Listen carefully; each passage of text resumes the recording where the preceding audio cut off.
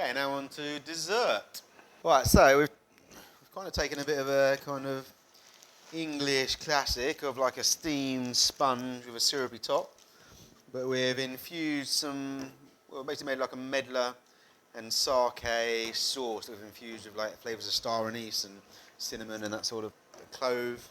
Yeah, we put that on top of the sponge pudding, like a treacle pudding, and then steam that for a couple of hours, and then the medlar sauce, obviously I've said, and then just some pouring cream and sesame and peanut praline. So first things first, lowered the oven temperature now to about 150. We obviously don't want to heat these up too much, but we want to get the heat through them, and we're going to leave them in the parchment and say 10 minutes at about 150.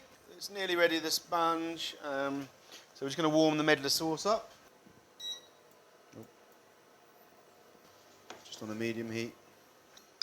Okay, so our medlar sauce has come up to a boil. We'll turn that off now.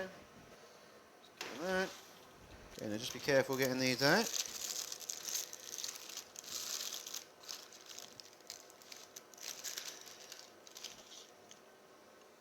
Now we're imagining that, I'm just going to lay it down, that we're going to make the top a little bit wetter for you guys, and it should sink through a little bit better. And there were parts of the sponge there that seeped through really nicely on, but some of it hadn't.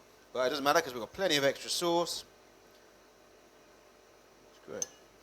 We were going to try and stand it up. Okay, so we're going for a bowl change. So I think it's definitely going to look better if we can get it to stand up.